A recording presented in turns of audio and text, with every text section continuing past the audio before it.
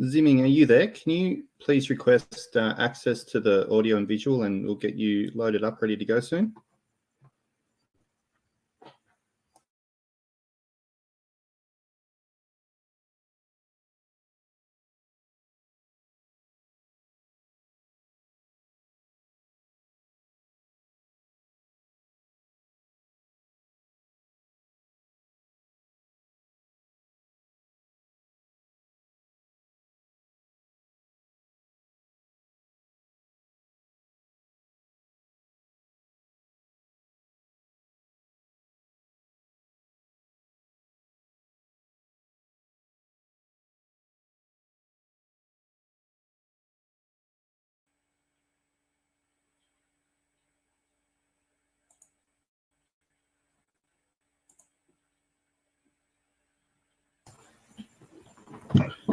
Okay, brilliant. And if you'd like to share your screen, there's a little computer button with the line down through it. And then we can get your slides up. So welcome back, everyone. My name's Sterling. I'm part of this MANS board and also the conference host for 2021 as well. So yeah, welcome back to the session. And we've now got a presentation coming from Ziming Fan, who is at Loughborough University. Must be early in the morning for you. Yeah, it's now 2 a.m. Ouch. Well, thank you for staying up late or getting up really early. And we're looking forward to your presentation. It is just a little bit past 1:15, so we can get started. So I'll hand straight over to you then. Okay, thank you. So I hope you can see the slide now, as I can. Yeah, we can see that. Okay, that's great. Right. Hello, everyone. First of all, I want to use this opportunity to thank SMANS for organizing this exciting virtual conference. My name is Ziming Fan, and I'm a doctoral researcher at Loughborough University in the sociology of sport. The paper I'm presenting today is an exploratory research focusing on the well-being of Chinese domestic football coaches from a social policy perspective, which eventually reflects a lack of awareness of such issue among the Chinese population and culture. So football has gained increasing attention by government leaders since its professionalization in China in 1993. With the leadership of Xi since 2012, new reformations and regulations have been established to improve issues such as corruption, to achieve the Chinese football dream, and to become a football nation. The CFA, the Chinese Football Association, remain as the decision maker directly under the Chinese government, which manages all affairs of Chinese football. Existing research has more or less mentioned that there's an imbalance between domestic and foreign coaches within Chinese football, while less studies in the literature have really looked into this issue. Some scholars simply summarize this issue as China lacks skilled domestic coaches. However, this paper analyzes the well-being of the Chinese domestic coaches and argues that the future of Chinese football relies on the development of these domestic coaches at all levels. And their well-being awareness and issues will also uncover many untold stories that might explain the social, cultural, and political reasons for the yet-to-come success of Chinese football. But before that, what do I mean by well-being? It is a concept that is ambiguous, especially considering different cultures and societies. The interesting fact is that the well-being does not really find its direct translation in Chinese language, with only happiness being the closest description to it. So the missing translation here for well-being already examines or explains us in possibility of unawareness for the Chinese population. So for Chinese, through research, income, marriage, good health are found to be the main happiness factors for them. And in this paper, I aim to adopt the WHO's definition of well-being that includes the physical, mental, and social aspects to apply on the case of Chinese domestic coaches. So the perspective of social policy often examines and challenges inequalities, welfare, and well-being issues in the society. With the privatization, marketization of the Chinese football, it contains a different setting compared to what we know the Western football clubs, because private company owners and investors can become the key decision makers of a club and monopolize its power. The club owner, who often did not have much experience in football, mostly have an imbalanced trust for domestic coaches, which also explains why most coaches in the highest league, the Chinese Super League, are actually not Chinese. In this case, policies relating to education, training, and reformation becomes the chances for Chinese domestic coaches for a change. However, few research appear to explain the details of the status of these Chinese domestic coaches. In this case, the research aims to understand how has the well-being of the Chinese domestic coaches been affected since its 2015 football reformation. Particularly, this research also is interested in how policies can potentially bring social changes to support the sport as well as the broader society. In terms of my methodologies, I've conducted 15 semi-structured interviews with professional coaches from 3 different levels of football in China. As no current literature has studied this topic, this exploratory research also aims to inductively examine the well-being situation of Chinese domestic football coaches. The interviews were conducted with careful management of privacy for the interviewees, as most of them need to remain anonymous due to their concern of clubs and in impacting their career. So, as I mentioned before, the Chinese population has its unique understanding of what well-being and happiness really is. The findings of this research again indicated in a more detailed manner the unawareness of well-being. When domestic football coaches talk about their well-being, their individual wellness is mostly not mentioned as a concern, as coaches largely relate their well-being with just their jobs. The youth coaches indicated the increase of numbers of players, and the professional coaches mentioned the club's performance and their families as the main sources of well-being. Or in other words, to me, this also implies that Chinese football coaches do not know what well-being really is. The greater problem then is what will be the consequences to the clubs and the players if coaches are not really aware what well-being really is. As scholars have emphasized, Chinese population is a great lab for well-being issues due to its fast-growing economy and non-democratic social system. So the considerations of income, jobs, family relations, and health are mostly the key well-being factors emphasized by the Chinese population. But further understanding and research is still needed for its detail. So, coaches interviewed have interestingly incorporated physical and psychological well-being as one factor combined, as they believe health is only a condition to become a coach, but it's not really a well-being factor for them. Furthermore, coaches in the beginning of their interviews often claim to have no well-being issues, but later on discovered some of the issues through their own narratives and thinking that this may risk their well-being. And this also reveals a lack of awareness.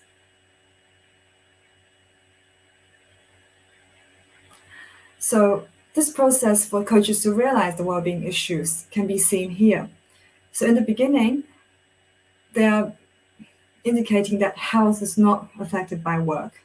And interestingly, that they're only including alcohol and cigarette as relating to well-being.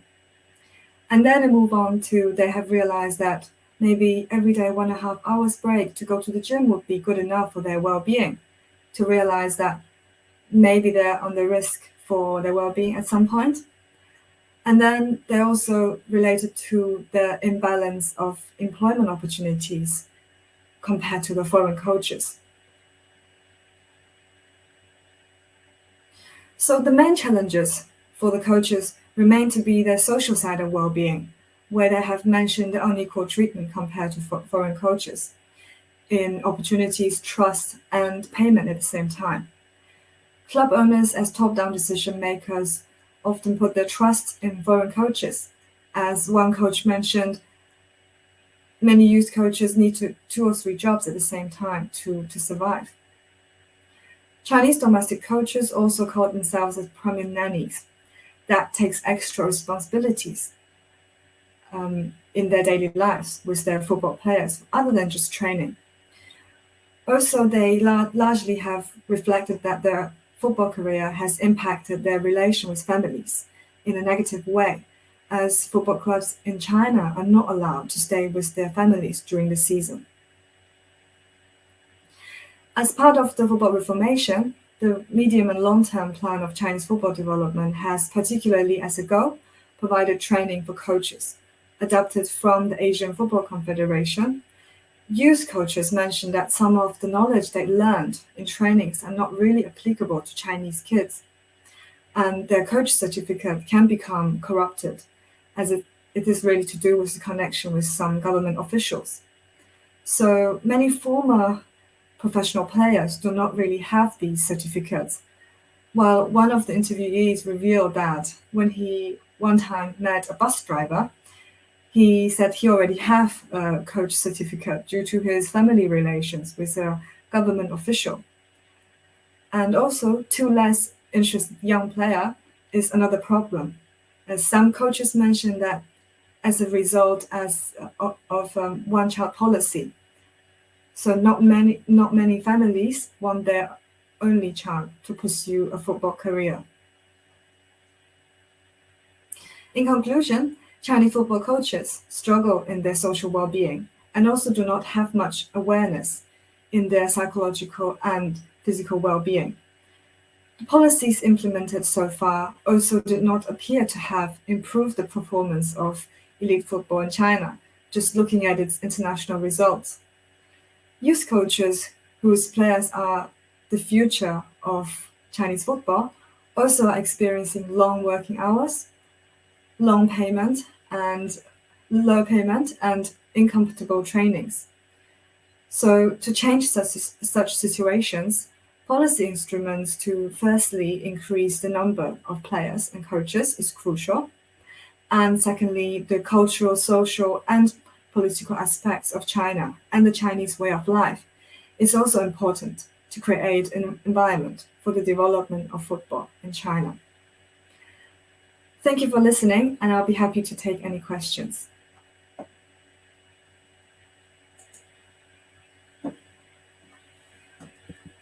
Okay, great work.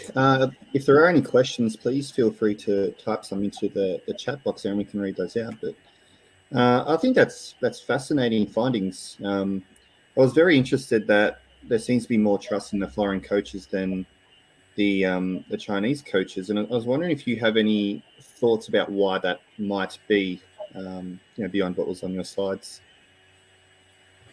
Well, I have obviously asked my interviewees about this question, and they feel that it is only because of the prejudices that the investors have, because they do think Western football is more developed than Chinese football, so that they want to make sure their investment will end up in good hands. So they do not want to give as many opportunities to the Chinese domestic coaches compared to the foreign ones. Okay. Is Chinese football widely followed in China, or do Chinese people typically follow the EPL or Bundesliga or La Liga or something different? I think it's quite different compared to other countries.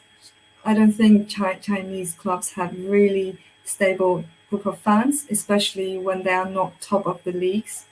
Fans don't really feel loyal to their clubs, and this is one of the biggest issue, that China don't really have a secured football culture that can probably encourage more domestic development. So it's also one of the things that maybe China needs to continue working on to improve its performance.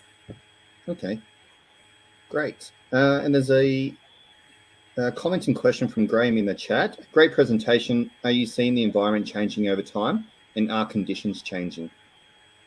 Yes, that's a very good question. So I have obviously interviewed different levels of coaches. Some of them are on top of the league, having the most up-to-date information. Some of them are from lower league or youth coaches who are not from maybe at the grassroots level.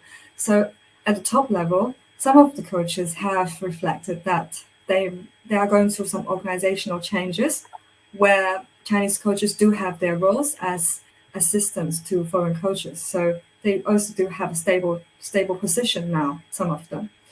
But at youth level or more grassroots level, community level, it's still very, let's say, chaotic that domestic coaches do not really have much attention when foreign coaches arrive to coach kids, for example. Where are these foreign coaches being recruited from? Are they being recruited from Europe or from Australasia or North America, for example? I think most of them are from obviously developed countries for football, so from Spain, Germany, England or UK, basically from Scotland as well, and also especially from Brazil as well. So Portugal or these developed countries for football. Okay. Do you know, this is probably something outside your research area, but do you know if these countries that are providing these coaches or the coaches have been recruited from, are they actively looking to send their coaches to China as a development opportunity? No, I just think it's more like a gold digging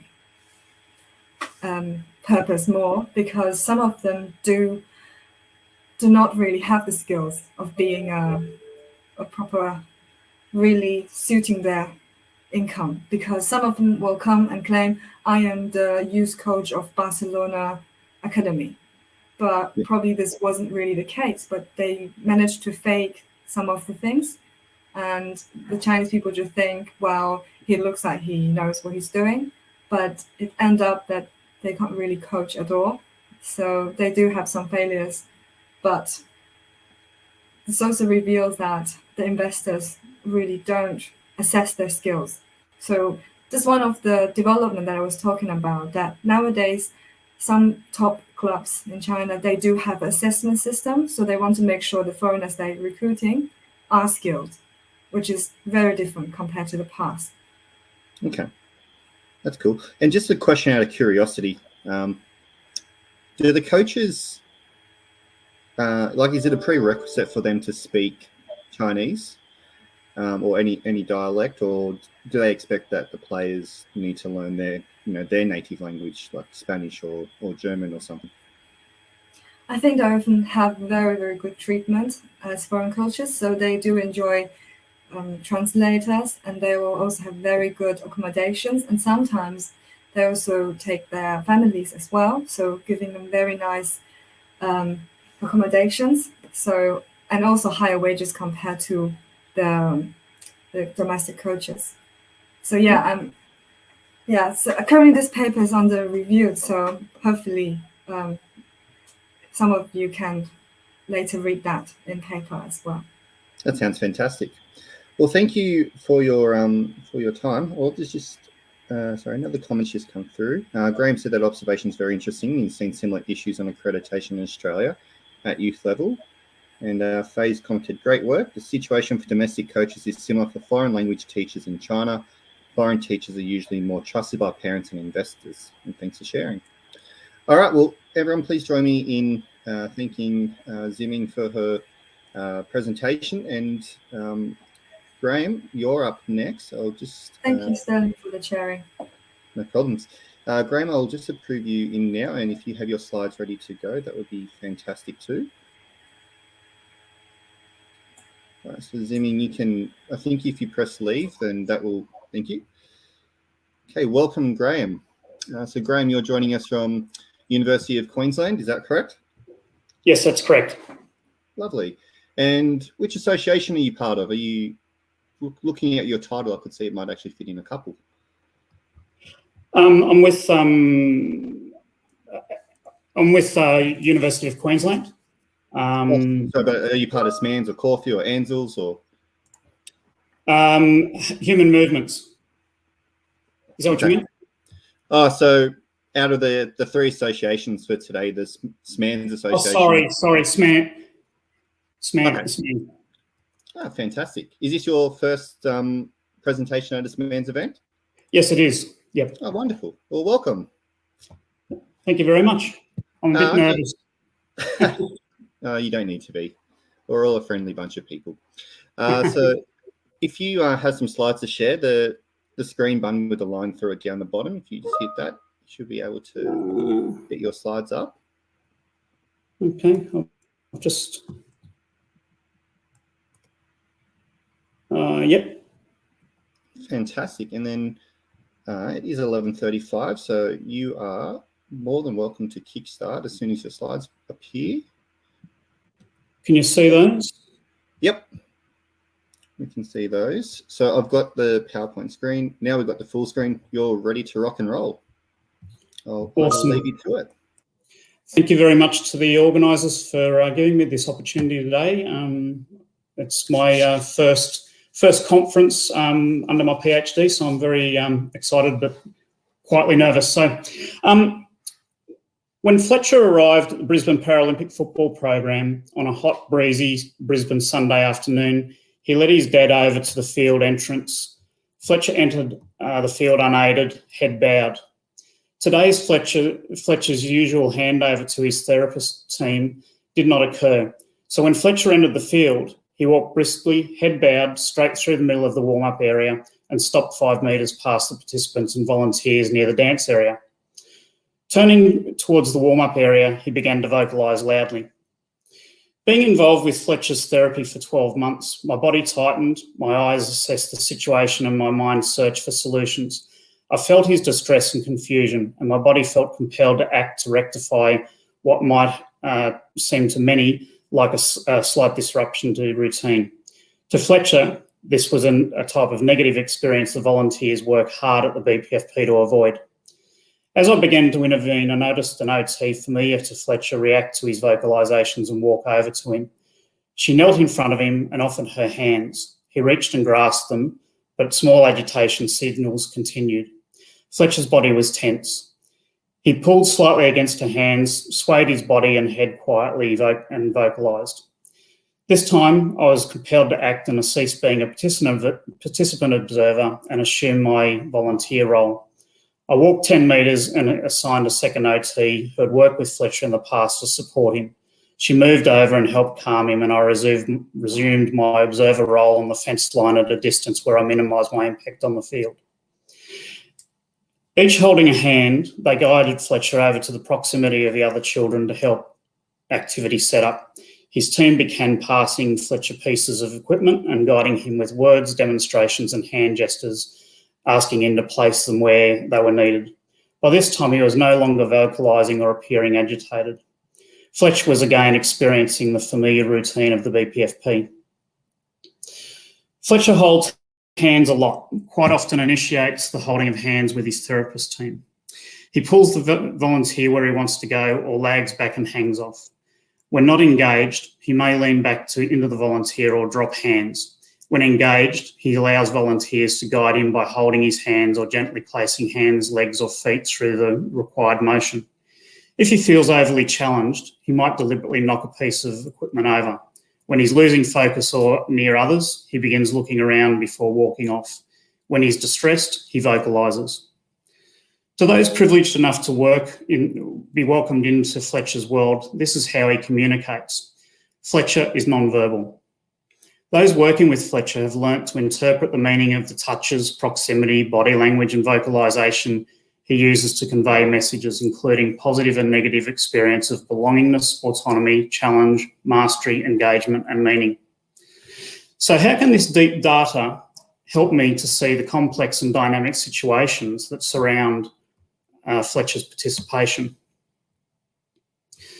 Like Coakley and Coate, I've sensed issues with our Western sports model strategic drive to professionalise grassroots sports and physical activity organisations and programs overwhelmingly favoured performance-based objectives during my 10 plus years as a salaried and volunteered sports administrator.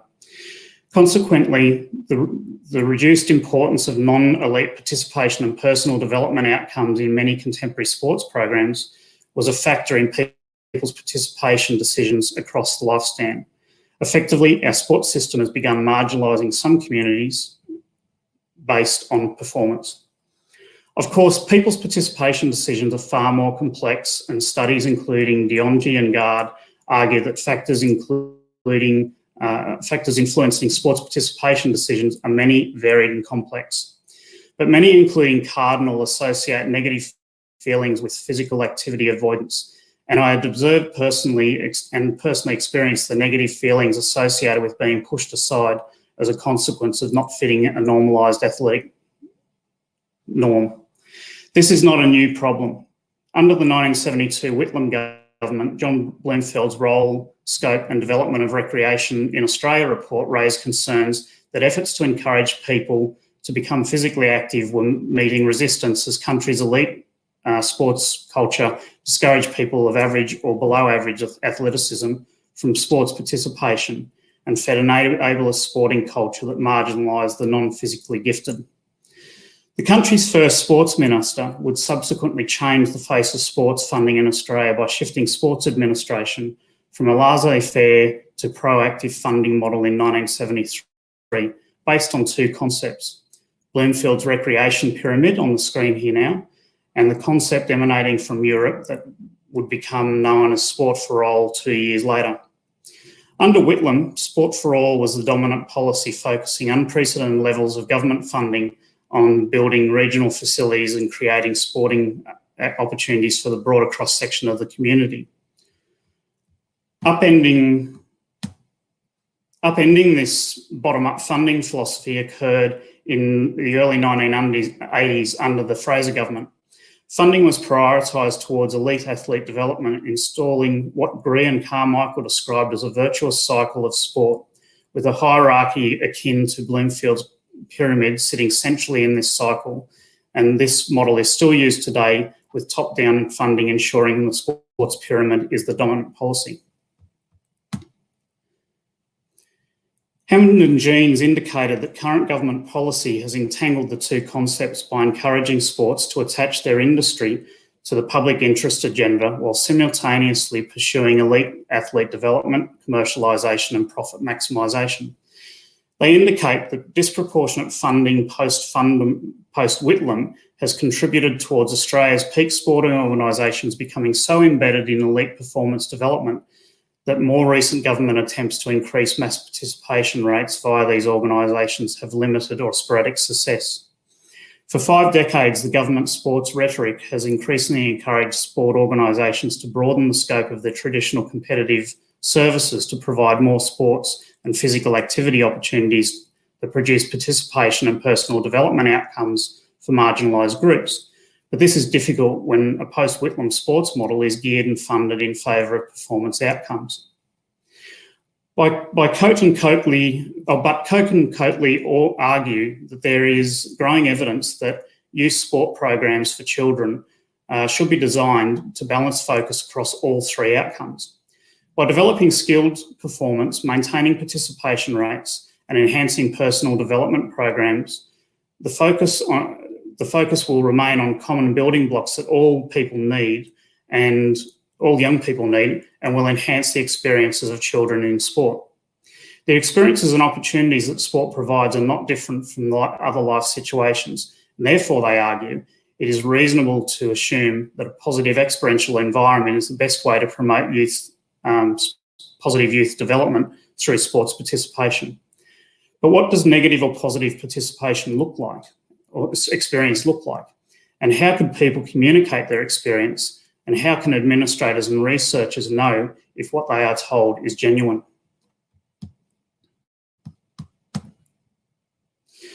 Recently, a small group of researchers have used the conceptualisation of experiential aspects of physical activity participation for people with disability, developed by Kathleen Martin-Guinness and colleagues, to expand knowledge of the relationship between experience of physical activity participation, the intensity of participation, and the capability growth in rehabilitation and community-based exercise contexts. Adapting a model by McLeroy and colleagues based on Bronfenbrenner's bioecological theory, work by Martin Guinness, Ma, Latimer Cheong and Rimmer in 2016 had identified the concept of experience inherent in Bronfenbrenner's theory as an important factor in the participation decisions of people with disabilities. The subsequent conceptualisation work in 2017 suggested that 6 aspects of participation experience were facilitated and inhibited by multiple levels of influence, including a person's personal perspectives and social, physical, community and policy environments that surround the experience. They suggested that each aspect of a person's experience of participation can rely on conditions within concentric environments. Other recent work by Shirazipour, Evans, Allen, Jackson and their colleagues supports this notion, finding that certain structures act as necessary supports for individuals to access participation. Their collective contribution towards understanding how people with disability experience physical activity participation under specific circumstances highlights at least 6 experiential factors influencing participation decisions. Further, they found experience was contextual, with participant feelings toward program activities highly influential to the overall experience. However, despite recognising the role of context and effect in communicating these studies, all use non-observational methods to examine participants' experiences. Also, these studies acknowledge that the perspective of people with non-physical and complex disability needed examination. Methodological difficulties may contribute to the rarity of research involving people with complex communication, especially studies involving non-verbal children. This project was no exception. Ethics was protracted and rigorous. Nonetheless, the process helped design a project that used participant observation to collect rich data from the world of children who could not or choose not to speak, draw or respond to questions verbally. Laura Ellingston's argument at the comparative analysis of data collected by the participant observer who opened their senses to the complex and dynamic situations surrounding children participating in physical activities could expose new understandings, influences on this project, a multi-theory approach to data collection by a participant observer who opened their senses to the complex and dynamic situations surrounding children's participation in physical activity. New understandings are being exposed by influencing comparative analysis of data for embodiment, effect, and entanglement viewpoints. Another influence was the philosophical intersection of Wittgenstein, Merleau-Ponty, and Austin by Jerry Gill. They helped us understand that our bodies can subconsciously and consciously use contextual clues from surrounding environments in which we are continually entangled, another person's performative acts, emotional displays, and other nonverbal signals to make sense of nonverbal cues. Gill's philosophical work explored connections between language of Wittgenstein, Austin, and Merleau-Ponty, helped me to understand the perspective that our bodies subconsciously or consciously use contextual cues from the surrounding environment in which we are continually entangled, emotional displays, and the body of and other person's performative acts or other nonverbal signals to make sense of nonverbal cues.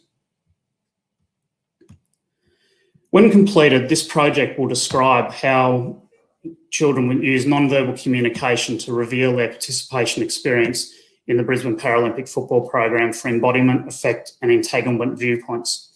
And it'll enhance understanding of the contextual clues these children use to convey aspects of their participation experience to others. Further, this project may encourage future researchers to use embodied research techniques, including participant observation, to access the perspectives of people with physical and non-physical and complex disabilities. Thank you very much.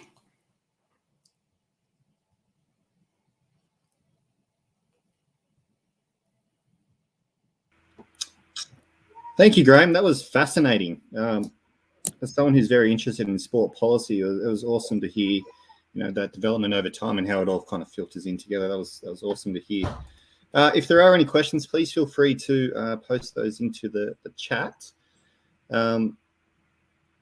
Eliza's just said it was really interesting, and thank you so much. I was looking at a paper yesterday that I'm not sure if it's useful or not, but one of your slides made me look at it again. So I tuned out for 2 seconds, but I was wondering if the work of Simon Darcy in particular from UTS is something you've had a look at. He works a lot in that parasport sort of space and inclusive sport and accessibility and those sorts of things. So that was he wrote one of the papers I was just having a look at, and they introduced a new framework which looked very similar to that slide with all the circles that you had on it. Okay. But one of the things that their framework has that yours didn't, it had a lot of things that were very similar. I think it didn't have. Sorry, I was trying to look at both at the same time. Was the organizational aspects of the socio-ecological levels of things. I was wondering if the organization aspect of that was something that your research will consider as well as those participant focused components, if that makes sense.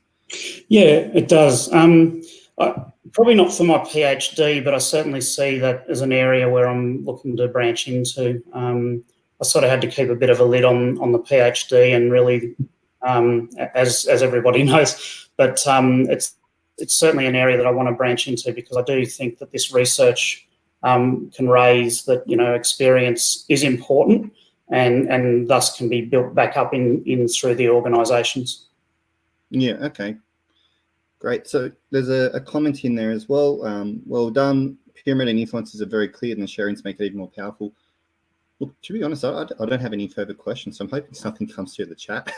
That was just a fascinating story to hear, to be honest. So thank you for sharing. If there is anything, someone please type quickly. Otherwise, Graham, you'll be off the hook for today. And well done on your very first man's presentation. I think you did awesomely. Thank you very much for having me and listening to me. No problems. And we hope to see you in Canberra later this year. Yeah, I'd love to. Yeah. If we're not locked down up here. Yeah, fingers crossed we can all travel by the end of the year. All right, I don't think anything else is coming through. So well done, Graham. Thank you so much. And we'll move on to Naden, I think it is, or Naden. Apologies if I got your name incorrect. But yeah, thank you so much, Graham, for your time. Thank you very much. Cheers.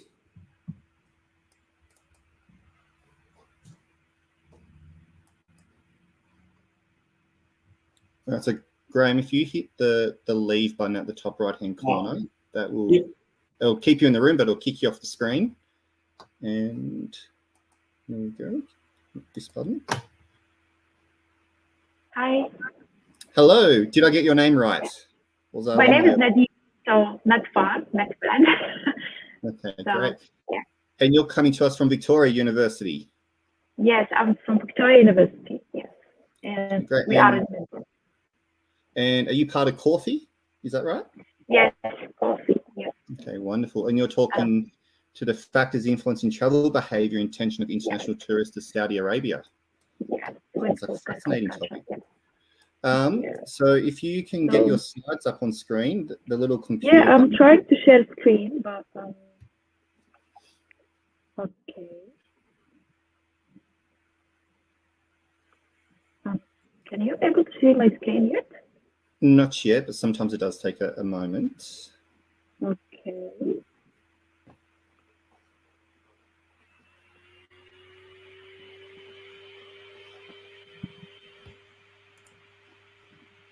All right, something's popped up now, so I can see your PowerPoint, and if you hit the present button, hopefully it comes up.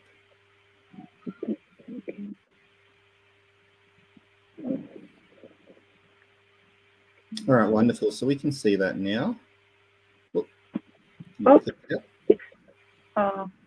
okay. I need to know. Sorry, I just need to know why it's.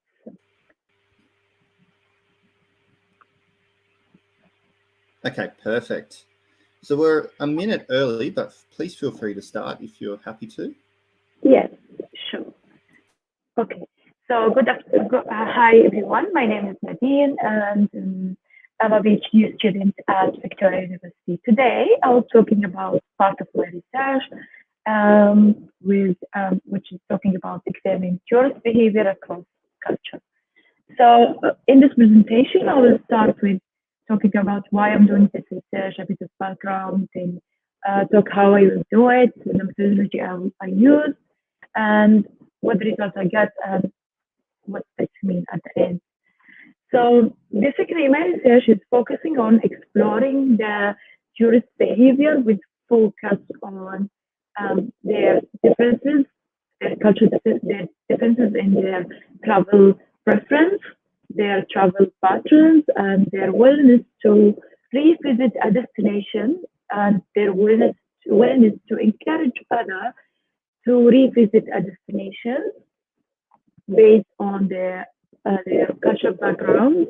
So my study actually tested this on a sample of three cultural groups: Middle Eastern, Western, and Asian tourists.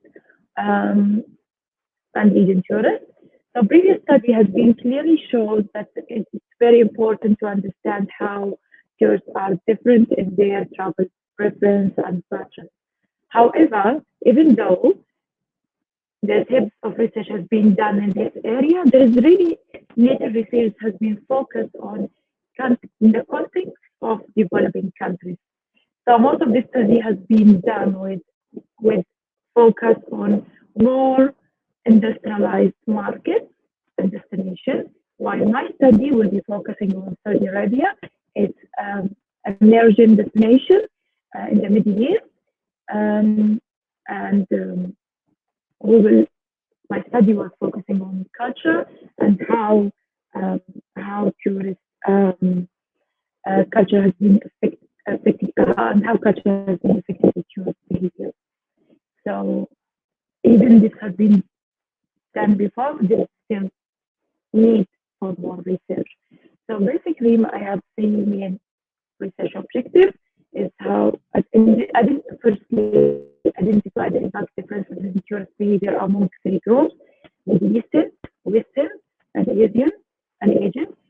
Second one is examine the differences in travel preference in this group, and similarly some differences in travel patterns.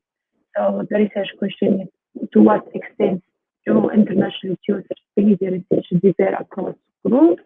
To what extent international tourists similar or dissimilar in travel preference and travel patterns?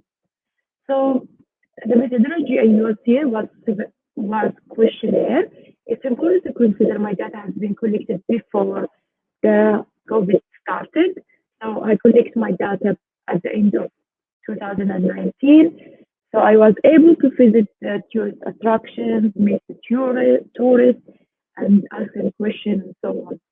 So I was in my country, Saudi Arabia. I visited the main attraction there, and I distributed my questionnaire to 600 tourists. And this has been done through like 3 or 4 months, taking time. I target tourists who was aged 18 or above, who has been spending at least 1 day in Saudi Arabia before they taking the survey, and non-probability sampling technique has been employed. Then all this data has been collected, has been statistically analysis with chi-square test and removal test. So the study included there was 43% was coming from Middle Eastern countries like United Arab Emirates, Egypt, and Kuwait, while 33% come from Western countries like United States. 15 only a bit smaller was from Asian countries and China, Malaysia, and Singapore. As you can see, most of the traveler was male, 40% was female, and interestingly, it has been found 63% of those students have been highly educated, like they hold the a university degree or above. Okay, so to test the differences in travel preference, so including their preferred tourist attraction, their preferred travel activity and type of accommodation, a chi-square test has been done, but there was no significant difference has been found. While when we're talking about travel patterns, which is included the frequency of travel, who's traveling with, and how long they stay, and so on, there was a significant difference has been showing in their in their frequency to travel, so and in their and who is traveling with. So in terms of behavior intention, so in this study we look at two main things. Their willingness to revisit Saudi again, and their willingness to encourage others to visit Saudi. So to see the differences, we use one-way ANOVA, and the result was showing significant differences between the cultural groups. So if we keep good looking, we could say that Middle Eastern groups were more willing to revisit afterwards, but Asian and Western had been less than Middle Eastern. Similar, the same thing happening in encouraging friends and relatives to visit the destination. So Middle Eastern has been found more willing to also visit, choose Saudi Arabia as a first choice for in their next holiday season, in their next holiday. So the numbers here are small because the scales has been measured that one strongly agree and 5 is strongly disagree. So so in conclusion, the summary, the chi-square test has been found Middle Eastern, Western, and Asian travel has some differences in their travel patterns, while the ANOVA result has been shown the country group have different behaviors in terms of their willingness to return and encourage others to visit the destination, and Middle Eastern tourists are more willing to revisit Saudi more than other groups. So this result could be used to both Saudi tourism segmentation according to their culture orientation and travel patterns and preferences and other things. That's it for today. Thank you.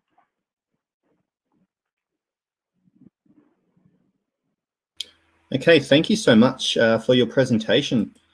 If anyone does have any questions, please feel free to put those into the chat and we can get those answered. Edmund has a question or comment. It's interesting to compare the differences between different culture and travel intentions. A question that I had, and apologies, the audio coming through on my end wasn't, it was a bit in and out. So sorry if I missed this throughout, but I was wondering if you collected any data, I guess, on what people were traveling to those areas for whether it was for work or for leisure or for... Yes, this was included as a part in their travel. We asked them for the purpose of travel. Is they coming for visiting friends or for work? Or yes, this has been included. But when we compared, there wasn't no big differences in their purpose of travel. Oh. Yeah. Sorry. Yeah. Okay, that's cool. So what was the major purpose of people's travel? Sorry. Yeah, there's actually it's mostly they was choosing for business purposes. Like that was the top one purpose that they choosing. It's for business. Yeah. Okay, great. Great. And there is a couple more comments in there. One from Zimming saying, have you thought about putting your participants into smaller groups in terms of age, which may reflect their openness to different cultures? I didn't put it in age, but I put it in gender, like I compare. So what I'm sharing here is only part of my research, not the whole thing.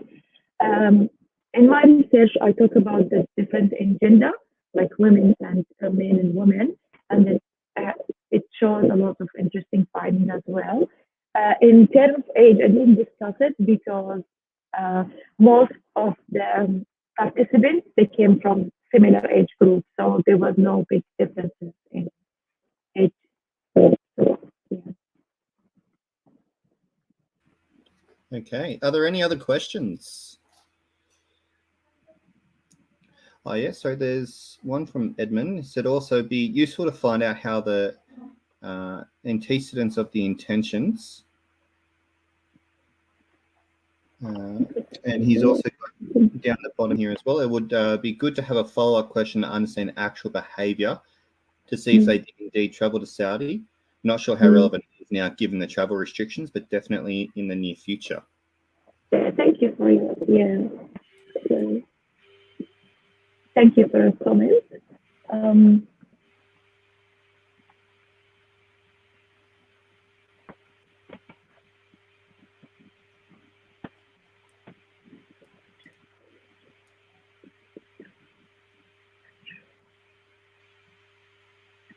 I didn't get what the question, sorry. So I didn't get what he's trying to ask. So I guess I guess there's a bit of a question there around whether you had measured actual behaviour as opposed to just intention. So do you know if any of your participants actually did travel? Did you only measure intention? I only measuring intention, not the actual behavior. Yeah. We just ask if they are good. Yeah, they have. I focus on intention. Yeah. Okay. Yeah. I think Edmund's comment was just that it might be good to have a follow-up study or perhaps another question. It's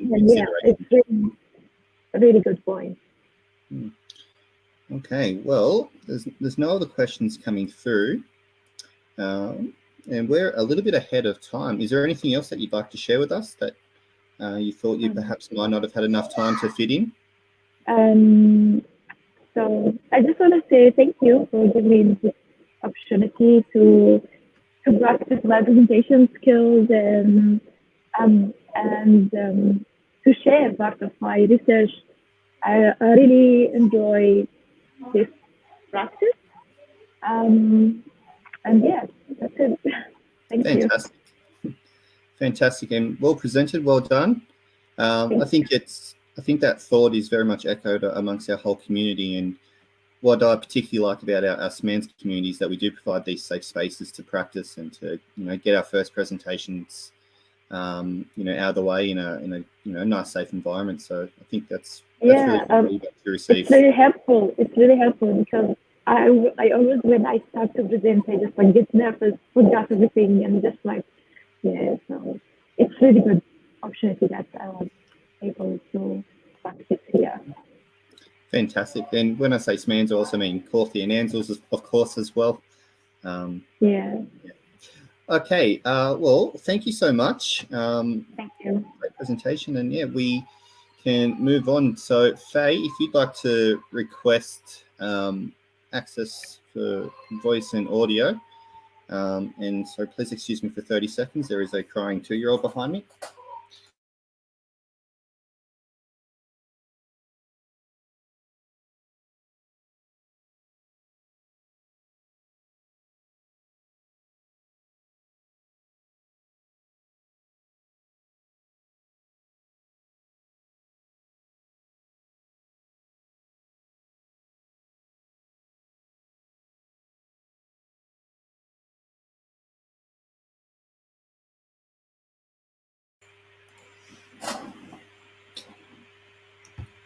Okay, so this is my little crybaby. He's going to be quiet for the moment. Now he's got some dad cuddles. Welcome, Faye, to the screen.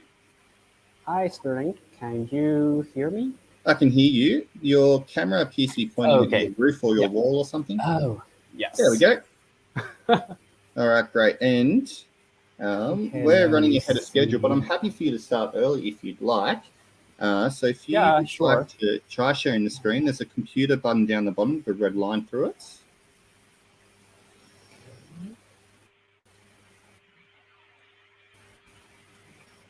Daddy, look. So can you see my screen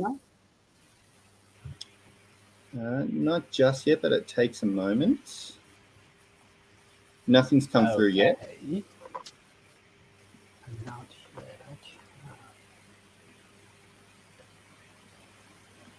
yet. Sorry, this is my first time to use Hopkins. That's okay. So we can see your Internet Explorer. There we go. So we've got your PowerPoint now. If you throw that into full screen, yes, if you put that in the full screen, we should be all good to go then. Okay, so can you see my full screen now?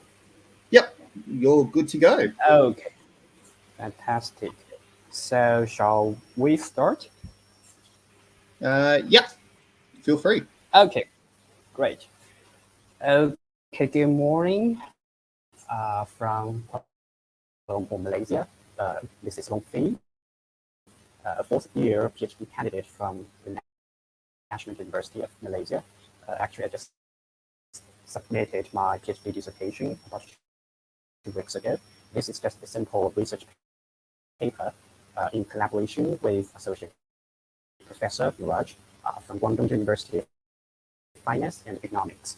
And first, thanks for your interest in my presentation.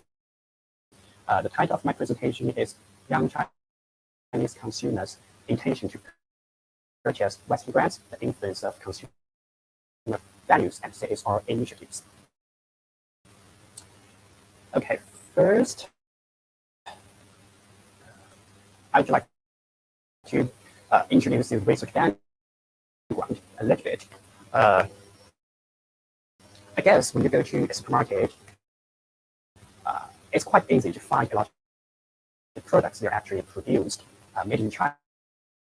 So in the last 2 decades, China also has a name like the word factory. But in the last few years, Chinese government has shifted its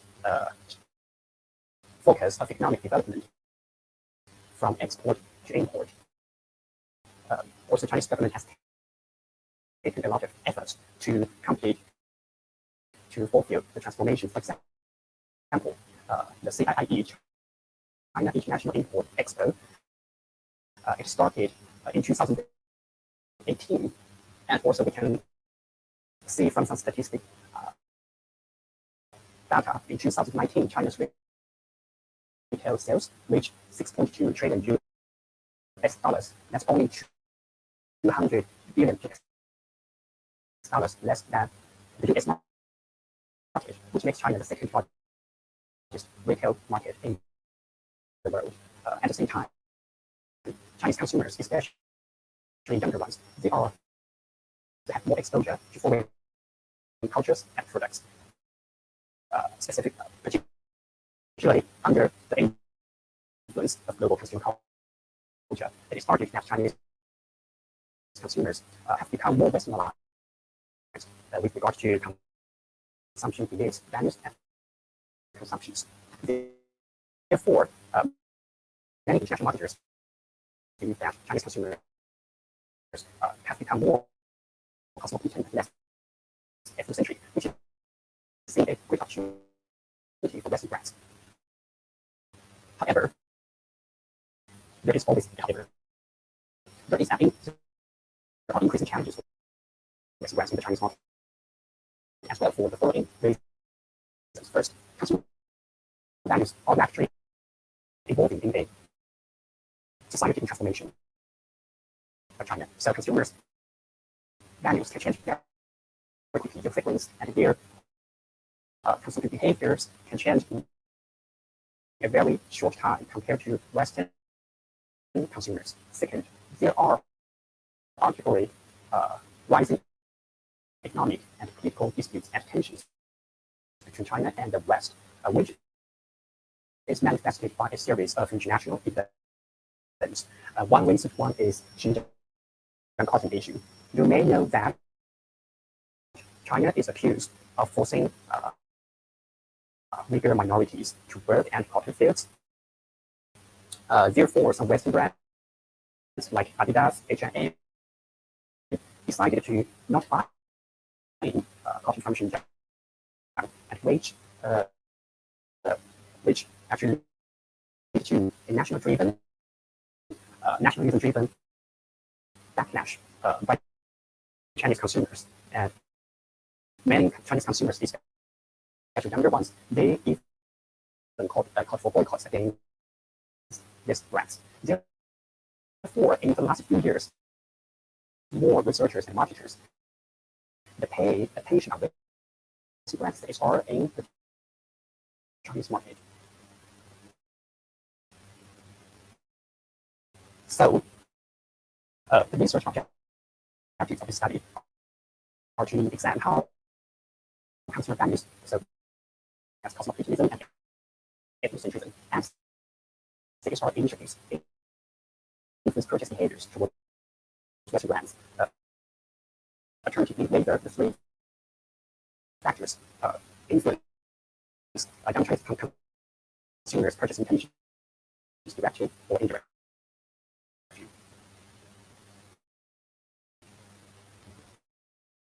Well, for the research, they are based on two theories. One is value attitude behavior theory, and another one is consumer culture theory. For VAD, it is very powerful in predicting consumers' consumption behaviors. Generally, VAD argues that abstract values influence specific behaviors via mid-range attitudes. About CCT, it is not an ultimate theory, but a collection of theoretical perspectives. But it helps us understanding how consumer cultures shapes consumers' feelings, thoughts, emotions, and associated behavior patterns.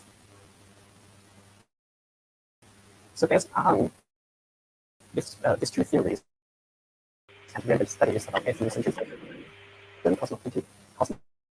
cosmopolitanism, and CSR initiatives, we proposed the research framework.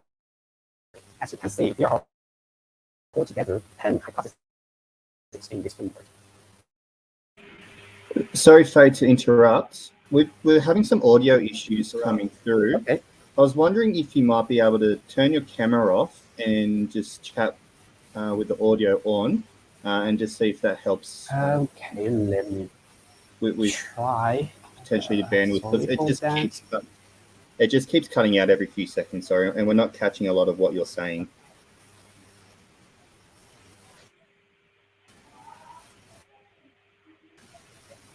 Okay. So yeah, if you just turn your camera off, maybe that will help. Yeah. And then sorry to interrupt, and please feel free to keep going, and hopefully that fixes the it's fine. Issues. Yeah. Okay. We can see your screen again, so you're right about methodology. Yep, perfect. Okay, good. So about methodology, we distributed our questionnaires through an online survey platform called Tencent Window. It's a popular survey platform in China, and we distributed the links to 1,000 undergraduate students to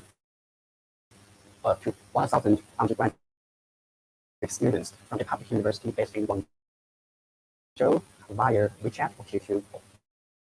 For information, that's also a popular social media in China. In June, May, and June. So by end of June, we had received 314 valid responses with regard to the instrument. All the 23 items, they are either adopted or adapted from previous studies, and we used both 5 and 7 point Likert scales to measure the instrument. in order to minimize the common method bias. About that analysis, we used POS-SEM approach.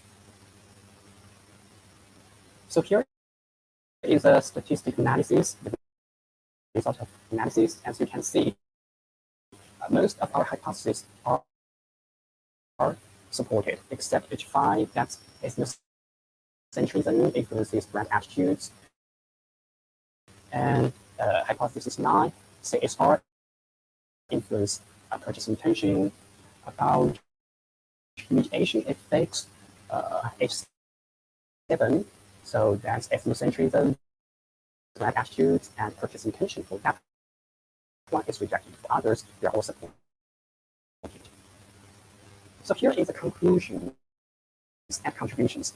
Based on the descriptive analysis first, we found that cosmopolitanism is stronger than ethnocentrism among young Chinese consumers, and also the CSR initiatives for how Chinese consumers perceive Western brand CSR initiatives and brand attitudes are moderately low.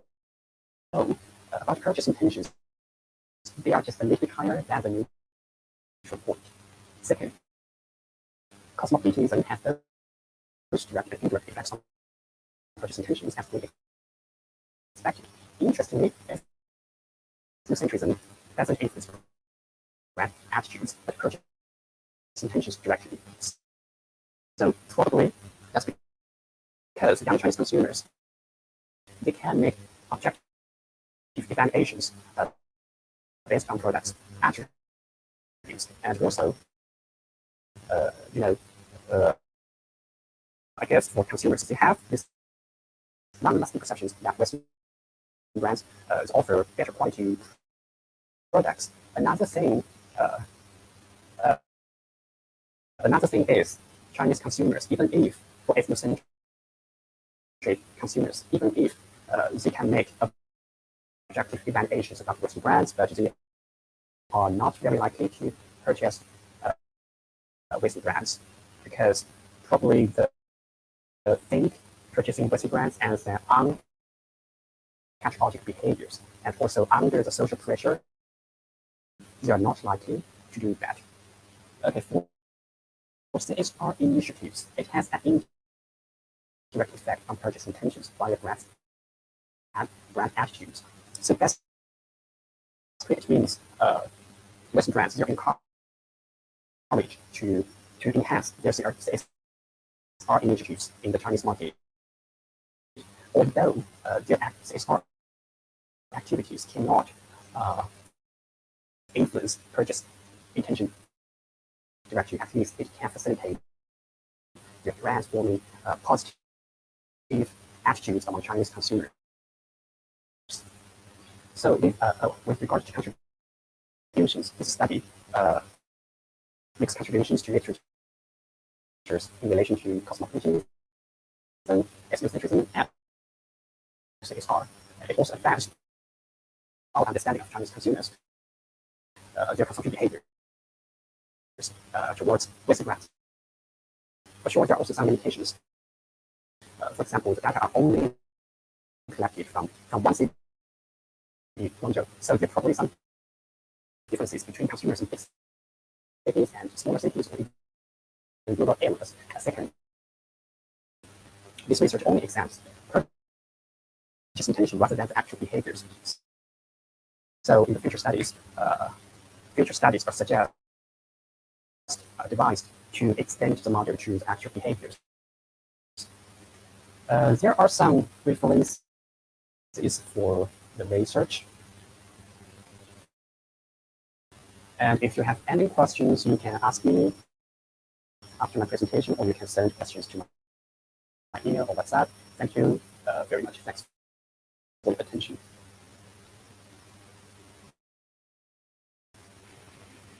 Hi, Sterling. Thank you. Hello, Faye. Well done. Thank you for your presentation. I don't think there are any questions in the chat just yet, but I do know there was some audio issues throughout most of that. So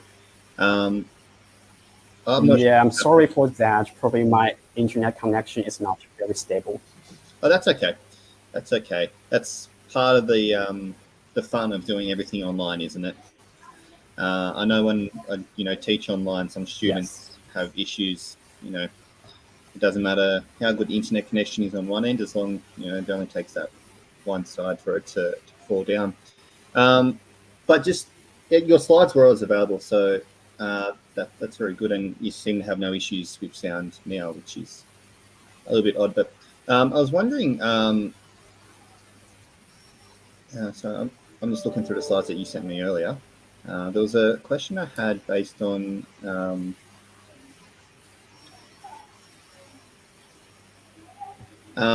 what did you, if you could extend a bit, and sorry if you did say this, but the sound was cutting out.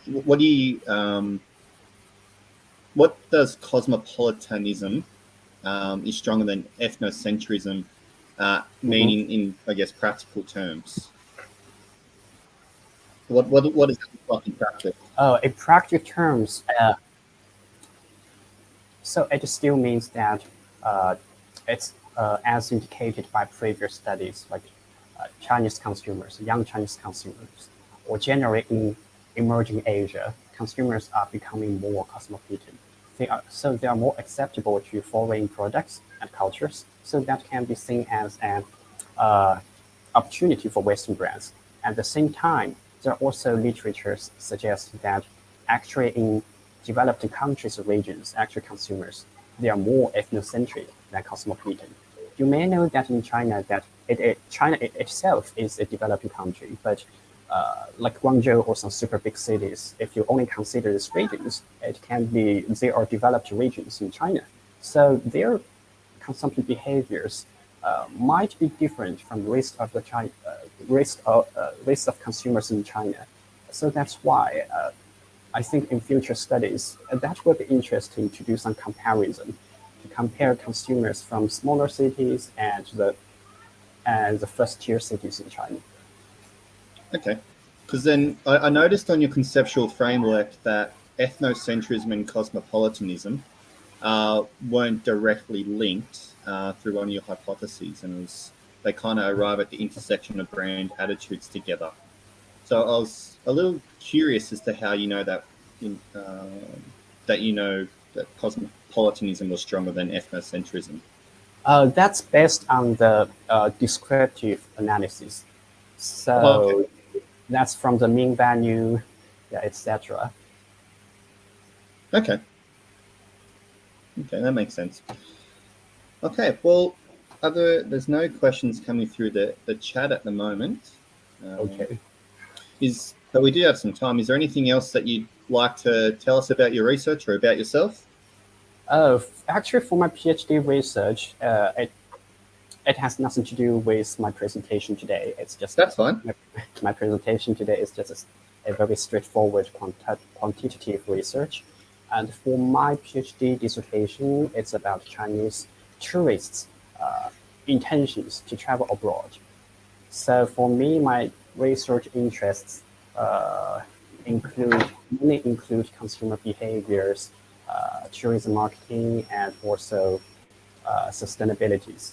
So probably for other PhD students or researchers, if you're also interested in these areas, we may collaborate in the future.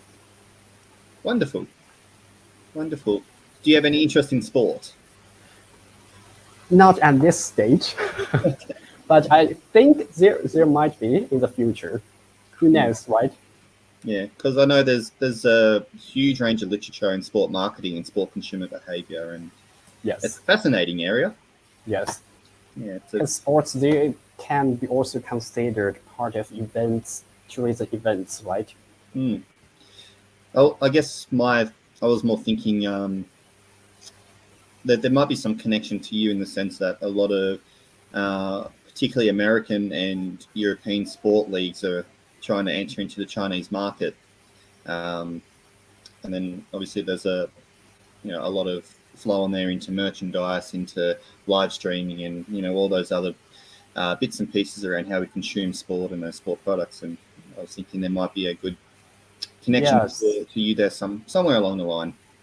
Yes, I think that my research can more or less reflects Ximin's presentation about the domestic coaches and foreign coaches.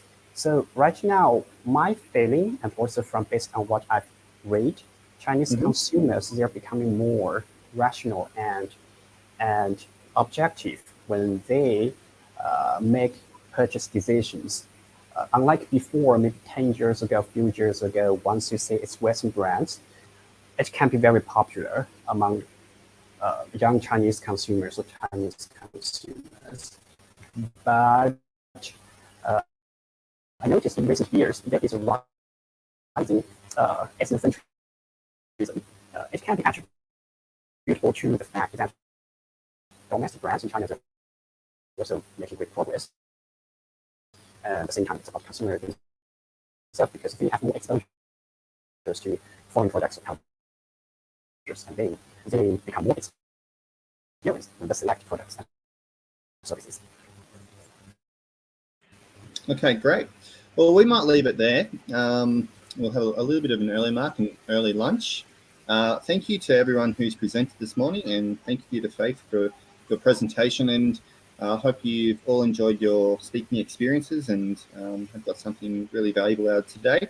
And I hope that you enjoy the networking over lunch and the two panel presentations this evening, or this afternoon, I should say. Thank you to everyone, and I wish you the best for the rest of your day. Thank you.